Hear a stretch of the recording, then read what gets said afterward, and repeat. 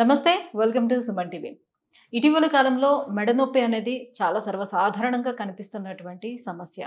అయితే ఈ మెడ నొప్పి అనేది మెడ వరకు ఉన్నంత వరకు బాగానే ఉంటుంది కానీ అది రేడియేట్ అవుతూ చేతుల వరకు వెళ్తుందనంటే సమస్య తీవ్రత పెరుగుతుందని మనం అర్థం చేసుకోవాలి. సో ఎందుకు ఈ మెడ నొప్పులు అనేది ఎక్కువగా వస్తూ ఉన్నాయి? సో ఎవరిలో ఎక్కువగా మనం చూడొచ్చు? ఎటువంటి మిస్టేక్స్ మనం సాధారణంగా చేస్తూ ఉన్నాం?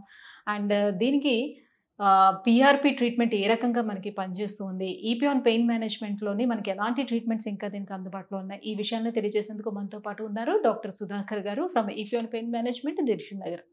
Hello sir. హలో, నమస్కారం అండి. సార్ మెడ నొప్పి సార్. సో ఇప్పుడు కాలం చూస్తే పిల్లల దగ్గర నుంచి కూడా స్టార్ట్ అయిపోతుంది మెడ నొప్పులు అనేవి. సో మామూలుగా అయితే మెడ నొప్పి అనేది ఎక్కువగా పోస్చర్స్ సరిగ్గా లేని వాళ్ళకి లేకపోతే డ్రైవింగ్ ఎక్కువ చేస్తున్న వాళ్ళు అందుకే నాకు వస్తుందని అనుకోవచ్చు.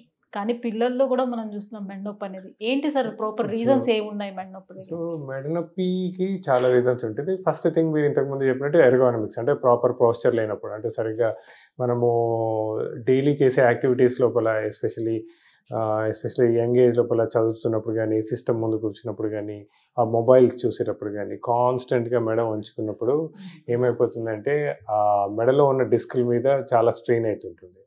రెండోది ఏంటంటే యంగ్ పీపుల్లో చాలా కామన్గా ఎప్పుడు చూస్తుంటాం బట్టి ఎక్సర్సైజెస్ చేస్తాం, అంటే జిమ్కి వెళ్తున్నప్పుడు. ఈ మధ్యకాలము మనకి ఫిట్నెస్ గురించి అవేర్నెస్ కోసం అని చెప్పేసి ప్రతి స్ట్రీట్లో జిమ్స్ వచ్చేసాయి. సో జిమ్స్ వచ్చినప్పుడు ఏమవుతుందంటే వీళ్ళు జిమ్కి వెళ్ళడము, సడన్లో heavy weights over the head lift చేయడము, ప్రాపర్ ట్రైనింగ్ లేకుండా, ప్రాపర్ వార్మప్ లేకుండా, ప్రాపర్ ప్రికాషన్స్ లేకుండా సడన్గా లిఫ్ట్ చేస్తారు. లిఫ్ట్ చేసినప్పుడు ఏమవుతుందంటే మెడలో మనకు వర్టిబ్రల్ బాడీస్ మధ్యలో ఉన్న డిస్క్ సడన్లో జారినప్పుడు, దట్ ఈస్ డిస్క్ బల్జ్ కానీ డిస్క్ ప్రొలాప్స్ కానీ అంటాం. సో అలా ఎప్పుడైనా అయినప్పుడు అలా కంటిన్యూస్గా పెయిన్స్ రావడం. ఇంకోటి సాఫ్ట్వేర్ లోపల యాజ్ యూజువల్ వాళ్ళకి హైబ్రిడ్ వర్క్ కల్చర్లో ఇంట్లోపల కూర్చున్నప్పుడు అంటే కరెక్ట్ పోస్చర్ లేకపోవడం, అంటే డైనింగ్ టేబుల్ మీద కానీ, సోఫాస్ మీద కానీ, బెడ్రూమ్లో కానీ, మంచాల మీద కానీ కూర్చొని చేస్తుంటారు. సో ఇలా కాన్స్టెంట్గా బెండ్ అయినప్పుడు మెడలో ఉన్న డిస్కుల పైన కాన్స్టెంట్గా ప్రెషర్ రావడము, ఆ ప్రెషర్ అయినప్పుడు ఎప్పుడైనా మైల్డ్గా మూవ్ అవడము, డిస్క్ బల్జ్ అవ్వడము, ఆ డిస్క్ బల్జ్ అయినప్పుడు ఎగ్జిటింగ్ బయటకు వచ్చే నరాల మీద ప్రెషర్ ఉన్నప్పుడు ఇలా కాన్స్టెంట్ పెయిన్ వస్తుంటుంది. సో పడుకునేటప్పుడు కూడా మనం యూజ్ చేస్తే దిండులు కూడా దీనికి ఏమైనా కారణం అవుతుందా? సో ప్రతి పర్సన్కి సాధారణంగా చాలా మంది ఎక్కువ ఎంత సైజులో ఉండాలంటారు? అది అంటే పర్సన్ టు పర్సన్ వేరియేషన్ ఉంటుంది. మనం ఉన్న పోస్చర్ బట్టి మినిమం ఒక 1.5 to 2 inches హైట్ అలా వచ్చేటట్టు ఉంటే సరిపోతుంది. బట్ కొంతమంది చాలా ఎక్కువ పెద్ద పిల్లో యూజ్ చేస్తారు, కొంతమంది ఏమో అసలు పిల్లోసే యూజ్ చేయరు. అసలు టోటల్గా ఫ్లాట్గా పడుకున్నా ప్రాబ్లమే, అలా అని చెప్పి పెద్ద హెవీ పిల్లోస్ యూజ్ చేసినా ప్రాబ్లమే. So it should be comfortable. So అది ఒకటి ప్లాన్ చేసుకోవాలి. ఇంకోటి ఏంటంటే వెరీ సాఫ్ట్ పిల్లోస్ యూజ్ చేస్తారు, మరీ అలా తల పెట్టగానే ఇట్లా మొత్తం ప్రెస్ అయిపోయేటట్టు అలా కాకుండా కొద్దిగా అట్లీస్ట్ మీడియంగా ఉంటే బాగుంటుంది, మెడకి సపోర్ట్ దొరికేటట్టు ఉండాలి. ఇలా పోస్చర్లో ఇంకొకటి ఏంటంటే ట్రావెలింగ్ అప్పుడు ఎస్పెషలీ బైక్స్లో కానీ కార్స్లో వెళ్తున్నప్పుడు ఈ సడన్ జర్కీ మూమెంట్స్, ఫాస్ట్గా వెళ్ళి సడన్ బ్రేక్స్ వేస్తున్నప్పుడు ఈ జర్కీ మూమెంట్స్ తోటి కూడా ఫాస్ట్గా వెళ్ళి సడన్లో డీసిలరేట్ అయినప్పుడు ఆ మూమెంట్స్తో కూడా ఆ డిస్కులు మూవ్ అయ్యే ఛాన్స్ ఉంటుంది. డిస్కులు మూవ్ అయినప్పుడు యాజ్ యూజువల్ మళ్ళీ ఎగ్జిటింగ్ రూట్స్ మీద ప్రెషర్ రావడము, ఆ ప్రెషర్ వచ్చినప్పుడు కాన్స్టెంట్గా పెయిన్ జనరేట్ అవ్వడం. సో ఈ యంగ్ జనరేషన్లో చాలా కామన్గా చూస్తుంటాం. ఓల్డర్ పీపుల్ వచ్చేసరికి ఏమైపోతున్నాయంటే డిస్క్ డీజనరేషన్ వల్ల ఒక వయసుతోటి ప్రతి ఆర్గన్ డీజనరేట్ అవుతుంటుంది. ఒక 45-50 నుంచి మనకి డీజనరేషన్ స్టార్ట్ అవుతుంది. సో ఓల్డ్ పీపుల్ లోపల because of degeneration vertebral bodies మధ్య స్పేస్ తగ్గుతుంది, అంటే వెన్నుపూసకి మధ్య స్పేస్ తగ్గడము.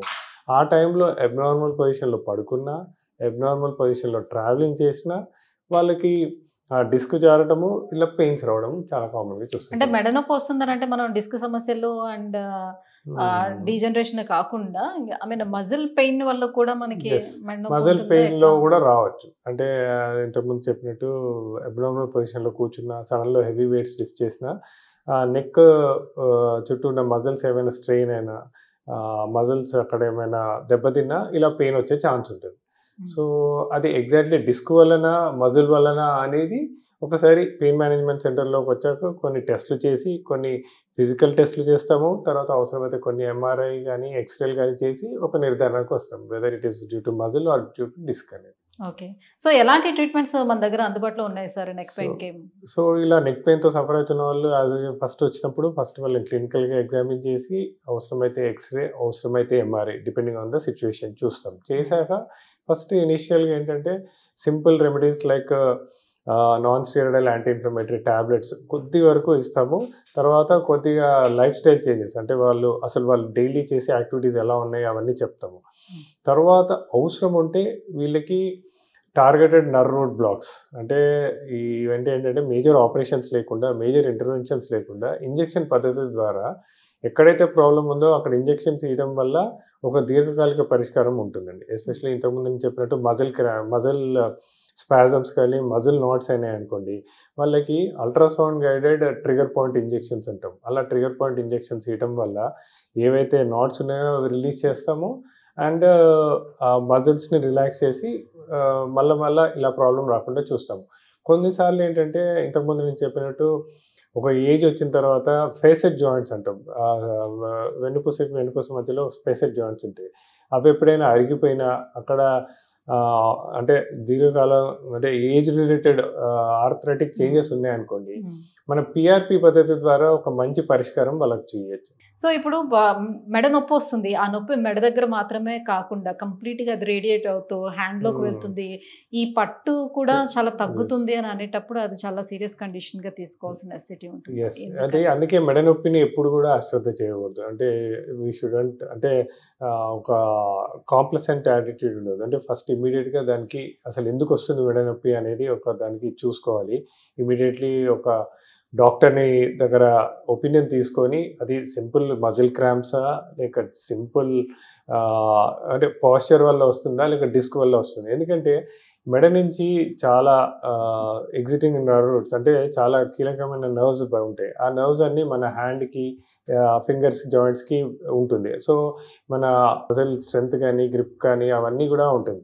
సో ఎప్పుడైతే డిస్క్ బాగా జారుతుంది అనుకోండి, అంటే మనం అశ్రద్ధ చేసి ఇనీషియల్ స్టేజెస్ ఆఫ్ డిస్క్ ప్రొలాప్స్లో దాన్ని నెగ్లెక్ట్ చేసి అలానే మన రెగ్యులర్ యాక్టివిటీస్ కంటిన్యూ చేసినా, సడన్లో హెవీ వెయిట్స్ లిఫ్ట్ చేసినా, ట్రావెలింగ్ చేసినా ఇంకా డిస్క్ ప్రొలాప్స్ అయ్యి ఆ నర్వ్స్ మీద కంప్లీట్ ప్రెషర్ వచ్చిందనుకోండి, కంప్లీట్గా ఆ నర్వ్ డిస్ట్రిబ్యూషన్ ఏరియాలో ఉన్న అన్ని మజిల్స్ వీక్ అవుతాయి, మజిల్ స్ట్రెంత్ పోతుంది అండ్ దెన్ పెయిన్ కూడా కంటిన్యూస్గా రేడియేట్ అవుతుంది.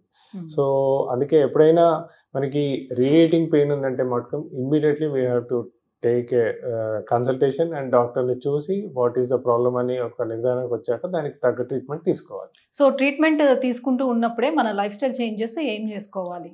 మెయిన్గా ట్రీట్మెంట్ తీసుకున్నప్పుడు lifestyle ergonomics, posture first thing, మెడకి సంబంధించిన వరకు పాస్చర్. రెండోది ఇంకోటి ఏంటంటే హెవీ వెయిట్స్ లిఫ్ట్ చేయడం కానీ, స్ట్రెనియస్ యాక్టివిటీస్ చేయడం కానీ.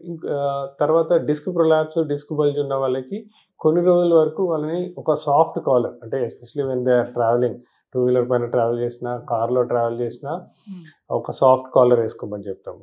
సో ఐసోమెట్రిక్ నెక్ ఎక్సర్సైజెస్ అంటే ఆ నెక్ చుట్టూ ఉన్న మజిల్ స్ట్రెంథనింగ్ కోసం అని చెప్పి కొన్ని ఎక్సర్సైజెస్ నేర్పిస్తాం.